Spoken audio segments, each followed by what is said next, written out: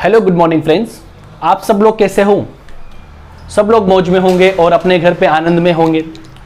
दोस्तों, पिछले कुछ दिनों से हमारे लेक्चर यूट्यूब पे नहीं आ रहे थे, काफ़ी बच्चे परेशान थे।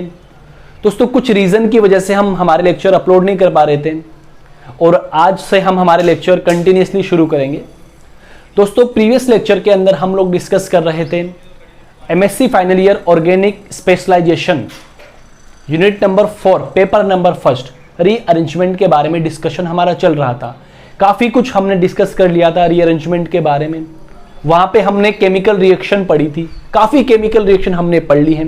एक दो केमिकल रिएक्शन बाकी है, उनका डिस्कशन हम फिर कभी कर लेंगे। दोस्तों, आज का जो मेरा लेक्चर रहेगा वो उसी बुक का यूनिट नंबर 3 रहेगा। ठीक है, यूनिट नंबर 3 का नाम है रिडक्शन। दोस्तों, इस रिडक्शन के अंदर हमको क्या क्या पढ़ना है? देखो, एक पहली बात, आप एमएससी फाइनल ईयर के बच्चे हों और रिडक्शन के बारे में आपने 11, 12 बीएससी एमएससी के अंदर भी पढ़ा होगा। 11, 12 बीएससी एमएससी प्रीवियस के अंदर हल्का सा डिस्कशन आपने देखा होगा कि क्या रिडक्शन होता है। दोस्तों, इस लेक्चर के अंदर हम आपको ये बताना चाहते हैं कि एग्जाम के पॉइंट ऑफ व्यू से ये कितना इंपॉर्टेंट चैप्टर है। एग्जाम में क्वेश्चंस किस तरीके से आते हैं, अपना तरीका क्या होना चाहिए। दोस्तों, एग्जाम में क्वेश्चन आते हैं कि कोई भी कंपाउंड्स, 2-3 कंपाउंड्स आपको एग्जाम में दे देंगे और बोल देगा कि write short notes on reduction of alkene, या फिर बोल देगा write short notes on reduction of aromatic ring, reduction of oxime, reduction of nitro compound, reduction of carbonyl compound, reduction of acid and their derivatives. तो ये कोई भी questions बना के दे देगा। ठीक है, तो इस रिडक्शन के अंदर सबसे पहले हम लोग डिस्कस करेंगे इंट्रोडक्शन की। भाई, सबसे पहला पॉइंट देखो, इधर लिखा हुआ इंट्रोडक्शन ऑफ रिडक्शन, कि रिडक्शन क्या चीज होती है, जिसको हिंदी में आप अपचयन बोलते हो। ठीक है, आपने पढ़ा होगा reduction and oxidation just opposite to each other, बिल्कुल एक दूसरे के अपोजिट होती है। हम इसके बाद ऑक्सीडेशन शुरू करेंगे, लेकिन हम पहले शुरू करेंगे रिडक्शन। गाइज, सबसे पहले इंट्रो बताना हमको, रिडक्शन का इंट्रो क्या होता है, कि इसके अंदर हम लोग क्या डिस्कस करने वाले हैं, कि आप लोग ये जानते हो कि रिडक्शन किसे बोलते हैं। बेसिकली मैं एक पॉइंट बोलूं, the addition of hydrogen is known as reduction, the addition of hydrogen is known as reduction, और removal of oxygen is also known as reduction. ये सब हम डिस्कस करेंगे इंट्रो के अंदर। ठीक है, क्या प्रोसेस होती है। उसके बाद हम लोग डिस्कस करेंगे रिडक्शन मोड्स क्या होते हैं, very important. There are 3 type of reduction modes. First of all we will discuss about by hydride transfer reducing agent, by hydride transfer reducing agent. इसके अंदर हम लोग डिस्कस करेंगे lithium aluminium hydride, NaBH4, boranes etcetera. ठीक है, सेकंड जो मेरा type होता है वो होता है by electron transfer reducing agent. इसके अंदर हम लोग डिस्कस करेंगे first a metal plus proton donor solvent, और इसका एग्जांपल होता है आपने सुना होगा बर्च रिडक्शन, वेरी इंपॉर्टेंट। मैं यहाँ पे लिख देता हूँ, in short birch reduction. Okay guys, ये हम इसके अंदर डिस्कस करेंगे। थर्ड जो मेरा मोड्स होता है वो होता है by adsorption base reducing agent. एकदम सिंपल है दोस्तों, इसको इतना कुछ डिस्कशन में नहीं करना है अपने को, ये दोनों इंपॉर्टेंट है। इसमें हम देखते हैं प्लेटिनम बेस कैटलिस्ट। ठीक है, चलो अब मैं आगे बात करता हूं। मेरा जो थर्ड पॉइंट रहेगा वो रहेगा सम कीमो सिलेक्टिव रिड्यूसिंग एजेंट, की भाई कीमो सिलेक्टिव रिड्यूसिंग एजेंट के अंदर हम लोग डिस्कस करेंगे सबसे पहले chemo selective reducing agent lithium aluminium hydride. ठीक है, उसके बाद डिस्कस करेंगे NaBH4 सोडियम बोरोहाइड्राइड, फिर बोरेंस के बारे में डिस्कशन करेंगे। फिर उसके बाद हमारा जो मेन कहानी शुरू होती है एग्जाम के पॉइंट ऑफ व्यू से। ये सारे पॉइंट बहुत ज्यादा इंपॉर्टेंट है, सब लोग इधर देखना। यहाँ पे लिखा हुआ है रिडक्शन ऑफ हाइड्रोकार्बन, ये बहुत ज्यादा इंपॉर्टेंट है। इसके बाद आपने यहाँ देखा होगा, देखो सेकंड पॉइंट आपका लिख रहा है reduction of aromatic ring, reduction of carbonyl compound, reduction of acid and their derivatives, reduction of epoxide, nitroso azo and oxide compound, और लास्ट वाला है हाइड्रोलिसिस।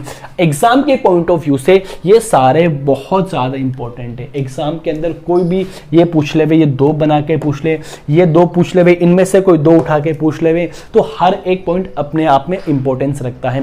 तो आप लोगों से गुजारिश है कि ये जो लेक्चर जो हमारे हैं, इन लेक्चर को आप शुरू से लेके एंड तक देखा करो, ताकि आपको समझ में आए, कोई चीज आपकी छूट तो नहीं गई है। तो हम लोग क्या करना चाहते हैं, हमारा बेस इस तरीके से रहेगा कि हमारे इस लेक्चर को जो 11, 12 से बिलोंग करते हैं वो बच्चे पढ़ सकते हैं, जो जेट की प्रिपरेशन कर रहे हैं वो बच्चे पढ़ सकते हैं, बीएससी वाले बच्चे भी इसको यहाँ से पढ़ सकते हैं। ठीक है, लेकिन मेरा मेन फोकस रहेगा एमएससी फाइनल ईयर। ठीक है, ओके गाइस, तो ये देखो बेसिक चार्ट बना रखा है मैंने, किस तरीके से हम इसका सिलेबस डिस्कशन कर रखा है। तो एक बार आप इसका स्क्रीनशॉट ले लीजिए फटाफट।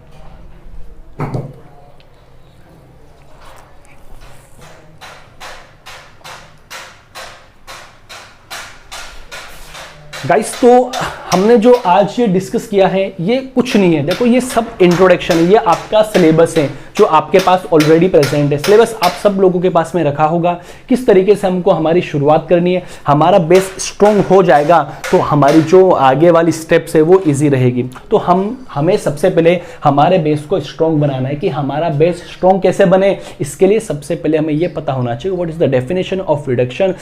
रिडक्शन किस किस तरीके से हो सकता है, क्या एक यही डेफिनेशन सटीक होती है कि addition of hydrogen is known as reduction, क्या इसके अलावा कोई और डेफिनेशन नहीं बनी, क्या और कोई ऐसे मतलब एग्जांपल्स नहीं बने जिसमें रिडक्शन का सेटअप हो पाए। तो ऐसा नहीं है कि ये एक ही डेफिनेशन सेट होती है, बहुत सारी डेफिनेशन होती है वो रिडक्शन को सेटिस्फाई करती है। तो हम लोग डिस्कस करेंगे कल से हमारे लेक्चर के अंदर रिडक्शन ऑफ ये सब डिस्कस करेंगे। उससे पहले डिस्कस करेंगे इंट्रोडक्शन ऑफ रिडक्शन, क्या चीज़ होती है, different type of reduction process, किस तरीके से हम रिडक्शन को शो करते हैं। तो गाइस, आज का जो मेरा लेक्चर है बस इतना सा है कि आप सब लोग हमारे इस यूट्यूब चैनल पर फिर से जुड़ जाइए। देखो रोज़ हम पूरी कोशिश करेंगे आपके लिए कुछ ना कुछ नया लेक्चर लेकर आए।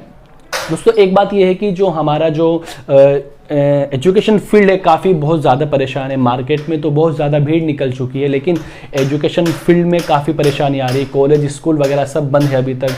अभी कुछ कल से ही तो धारा 144 जो आर्टिकल 144 है ना, धारा 144 सॉरी जो धारा 144 जो लगी है ना, उसका मतलब ये होता है कि आप एक साथ बाहर नहीं निकल सकते हो। बिल्कुल सही है, क्योंकि इस टाइम पे कोरोना का जो प्रकोप बहुत ज़्यादा फैल रहा है, तकरीबन 90,000 अबाव पेशेंट हर रोज़ मिल रहे हैं। लेकिन दूसरी बात अगर मैं देखूँ, रिकवरी रेट भी बहुत ज़्यादा हो रही है। तो आप लोगों से इतनी सी गुजारिश है, घर पर रहो तो अपना टाइम वेस्ट बिल्कुल भी मत करिए, क्योंकि इतनी बात तो तय है कि एग्ज़ाम फाइनल ईयर की होनी है।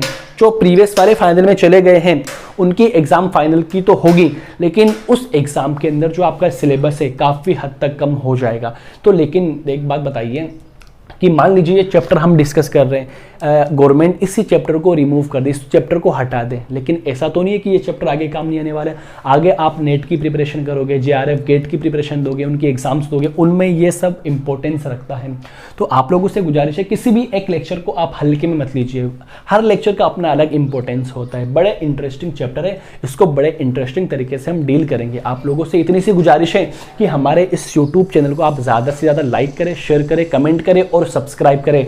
और एक बात मैं बोलना चाहता हूँ, सभी BSc फाइनल ईयर स्टूडेंट्स और MSc फाइनल ईयर स्टूडेंट्स को मेरी तरफ से ऑल द बेस्ट। गाइस अच्छे से पेपर देना, पेपर का पैटर्न क्या आपकी बात पूरा चेंज हो चुका है, तो बिल्कुल भी कॉन्फिडेंस होकर आपको पेपर देना है। ऐसा नहीं है कि आप वहाँ जाके बैठे हो कि बहुत ज़्यादा परेशान हो, क्योंकि आपको पता है कि स्टडी काफ़ी परेशान चिंतित थी आप लोगों की, बिल्कुल आप में डेविएट हो चुके थे पूरी स्टडी से। लेकिन तो आप लोगों से इतनी सी गुजारिश है कि आप जो पेपर आपका जो एग्ज़ाम पेपर आप जब लिखोगे ना, तो एकदम सुकून से लिखना, एकदम कॉन्फिडेंस होकर लिखना, किसी चीज़ की टेंशन लेने की नहीं। कोरोना को भूल जाना कि भाई कोरोना को चल रहा है। आप वो टाइम पे आप और आपका पेन और आपकी नोटबुक आपके साथ में होनी चाहिए और अच्छे से आप एग्ज़ाम पेपर लिखना, ठीक है। All the best for my all students. And मैं आप लोगों से इतनी सी बात बोलना चाहता हूँ, देखो प्लीज़ घबराना बिल्कुल भी नहीं, एग्ज़ाम सुकून से देनी है, ठीक है। आप सभी लोगों का मेरे इस YouTube चैनल पर हार्दिक स्वागत है। मैं अभी आप ही लोगों के सामने अलविदा रहता हूँ। Thanks for watching this video.